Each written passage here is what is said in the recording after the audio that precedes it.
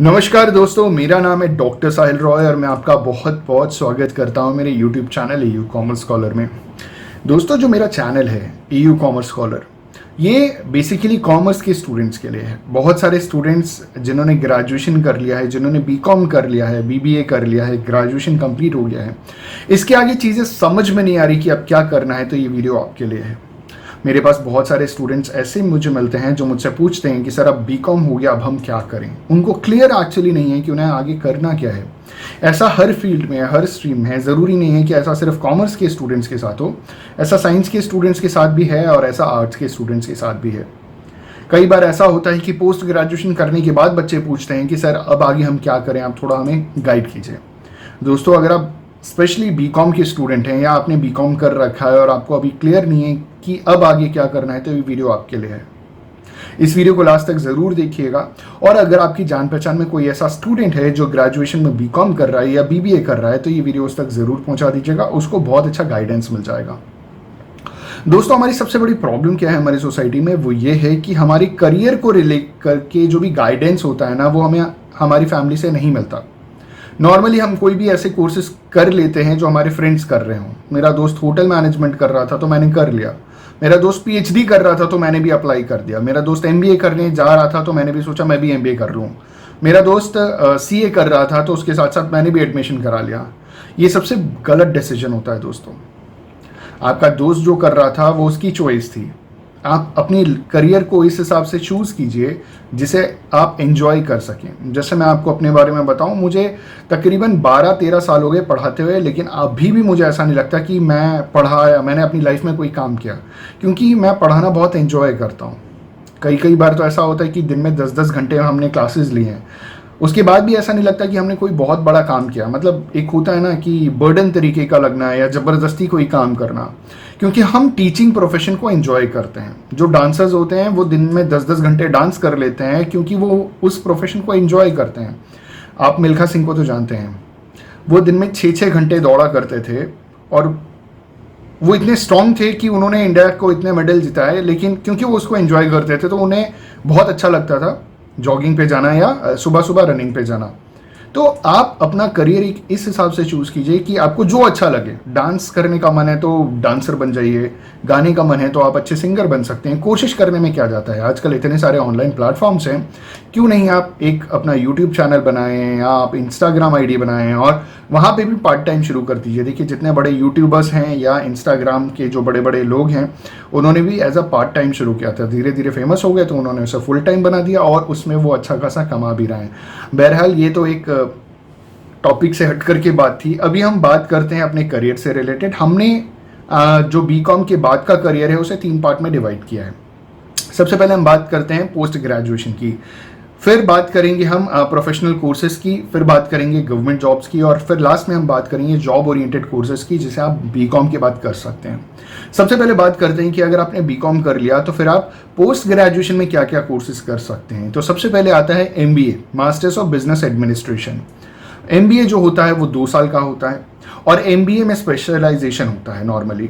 तो जैसे आप मार्केटिंग में स्पेशलाइजेशन, आपने मार्केटिंग में MBA कर लिया, आपने ह्यूमन रिसोर्स मैनेजमेंट HR में MBA कर लिया, आपने फाइनेंस में MBA कर लिया, तो ये आपका MBA का स्पेशलाइजेशन हो गया। MBA नॉर्मली 2 साल का होता है।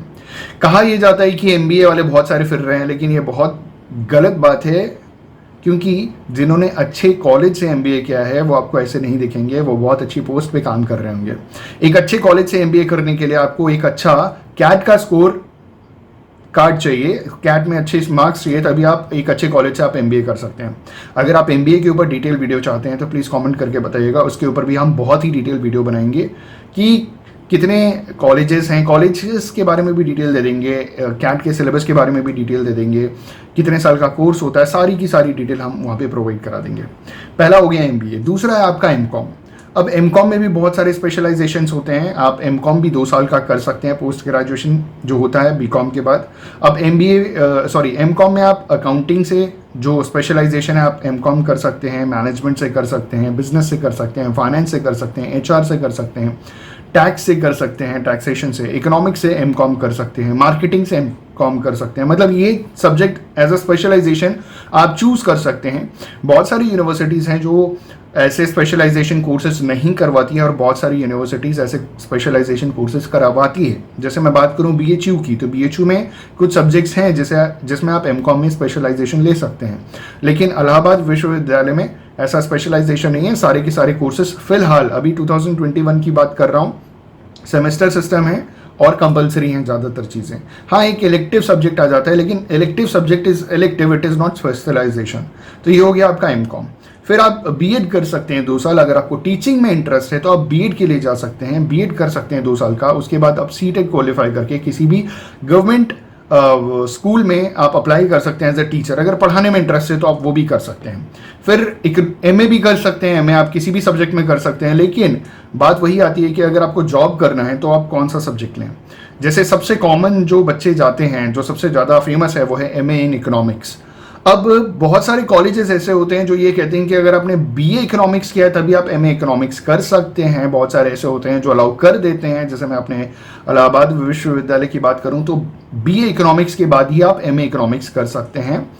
आप बीकॉम करने के बाद एमए इकोनॉमिक्स नहीं कर सकते। लेकिन अगर ऐसा कोई यूनिवर्सिटी है जहाँ पे आप बीकॉम करने के बाद बीए एमए इकोनॉमिक्स नहीं कर सकते, तो आप इग्नू से अप्लाई कर सकते हैं और वहाँ से आप एमए इकोनॉमिक्स कर सकते हैं। वहाँ पे आपको ये ऑप्शन मिल जाता है कि आप वहाँ जाकर के अप्लाई कर सकें और ये कोर्स कर सकें।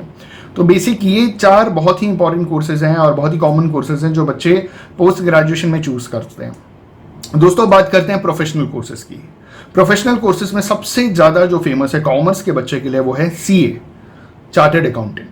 चार्टेड अकाउंटेंट बनने में कम से कम 4 से 5 साल का समय लगता है। बहुत सारे लेवल्स होते हैं, उसमें आर्टिकलशिप ट्रेनिंग करनी पड़ती है जो कि बहुत कंपलसरी होती है। और कई बार ऐसा होता है ना कि बच्चा आर्टिकलशिप ट्रेनिंग करने के बाद फाइनल एग्जाम्स छोड़ देता है क्योंकि उसकी एज ऐसी हो जाती है या वैसे लेवल पे पहुंच जाता है कि अब उसको आगे पढ़ने का मन नहीं करता है। कई बार फाइनल एग्जाम्स अटेम्प्ट करने के बाद भी वो अगर क्वालिफाई नहीं कर पाता तो फिर वो छोड़ देता है उसे। तो ये एक ऑप्शन है। मैं डीमोटिवेट नहीं कर रहा हूँ आपको कि आप ऑप्ट कर लें और छोड़ दें, लेकिन मैं एक बात बता रहा हूँ आपको, क्योंकि ये बहुत लंबा कोर्स है और इसमें कम से कम 4 से 5 साल का समय लगता है। फिर दूसरा जो ऑप्शन है वो आपका सीएस, कंपनी सेक्रेटरी। सेम 3 साल कम से कम आपको लगेगा। इसमें भी ट्रेनिंग के अलग अलग पार्ट्स हो गए हैं। अगर आप डिटेल में चाहेंगे तो उसके ऊपर भी मैं वीडियो बना दूंगा, ठीक है।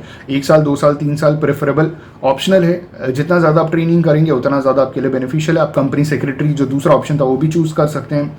फिर तीसरा आपके पास ऑप्शन है CFA. CFA is chartered financial analyst, जो 2 साल का कोर्स है। चौथा ऑप्शन है आपके पास बिजनेस अकाउंटिंग एंड टैक्सेशन, जिसे हम BAT कहते हैं। ये सिर्फ 3 महीने का सर्टिफिकेशन कोर्स है दोस्तों, इसे भी आप कर सकते हैं। इसके बाद अगला है हमारा CMA, जिसे हम कहते हैं सर्टिफाइड मैनेजमेंट अकाउंटेंट। ये 3 से 4 साल का कोर्स होता है। अगला है हमारे पास CPA, जिसे हम कहते हैं US सर्टिफाइड पब्लिक अकाउंटेंट। ये भी 2 साल का है हमारा कोर्स। फिर है फाइनेंशियल रिस्क मैनेजर, जिसे हम FRM कहते हैं। ये 9 मंथ्स का कोर्स है दोस्तों। फिर ACCA मतलब association of chartered certified accountant, ये कोर्स 2 साल का है। ये भी आप कर सकते हैं बीकॉम के बाद। फिर अगला है कोर्स नंबर 9, जो है हमारा सर्टिफाइड फाइनेंशियल प्लानर, जिसे हम CFP भी कहते हैं दोस्तों। ये 2 साल का कोर्स है। फिर ICWA, जिसे हम कॉस्ट अकाउंटेंसी कंसिडर करते हैं, ये 3 से 4 साल का कोर्स है। तो ये सारे के सारे प्रोफेशनल कोर्सेज हैं दोस्तों, जिसे आप ऑप्ट कर सकते हैं बीकॉम करने के बाद। तीसरा ऑप्शन आपके पास आता है कि आप गवर्नमेंट जॉब कर रहे हैं। अब गवर्नमेंट जॉब की तैयारी बहुत कर रहे हैं बच्चे, ठीक है। वनडे एग्जाम है या UPSC, इसमें कौन कौन से कॉमन एग्जाम्स हैं जिसकी आप बेसिक तैयारी कर सकते हैं, जिसमें सबसे पहले है SSC CGL। SSC CGL में तो मिनिस्ट्री जो है ना, गवर्नमेंट की मिनिस्ट्रीज है, वहाँ पे भी जॉब मिलती है, मतलब बहुत बढ़िया बढ़िया जॉब्स मिलती हैं। तो SSC का जो एग्जाम होता है SSC CGL combined graduate level, आप उसमें अपेयर हो सकते हैं। फिर आप IBPS PO की तैयारी कर सकते हैं, PO एग्जाम देकर के वहाँ जॉब ले सकते हैं। फिर IBPS क्लर्क का एग्जाम देकर के वहाँ जॉब ले सकते हैं। SBI PO का एग्जाम देकर के आप SBI state bank of India में PO बन सकते हैं।